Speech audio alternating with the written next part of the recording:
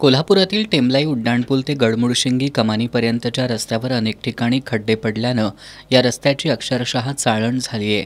या खड्ड्यांबाबत शिवसेना ठाकरे गटाच्या वतीनं अनेक वेळा निवेदन देऊन पाठपुरावा करण्यात आला होता। रस्ते दुरुस्त केले नाहीत तर आज या मार्गावर आंदोलन करण्याचा इशारा देत ठाकरे गटाच्या वतीनं खड्ड्यांभोवती रांगोळी काढली होती। आंदोलनाच्या पार्श्वभूमीवर सार्वजनिक बांधकाम विभागानं तात्काळ हे खड्डे बुजवायला सुरुवात केली। तात्काळ कामाला सुरुवात केल्यानं या कामाबद्दल ठाकरे गटाच्या वतीनं समाधान व्यक्त करण्यात आलं।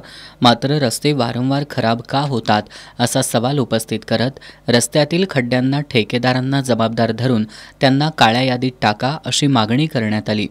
नवीन केलेला रस्ता किमान 5 वर्ष तरी टिकला पाहिजे, अन्यथा संबंधित अधिकारी आणि ठेकेदार यांच्यावर सदोष मनुष्यवधाचा गुन्हा दाखल करावा अशा मागणीचे निवेदन सार्वजनिक बांधकाम विभागाचे शाखा उपअभियंता श्रीकांत सुतार यांना देण्यात आलं।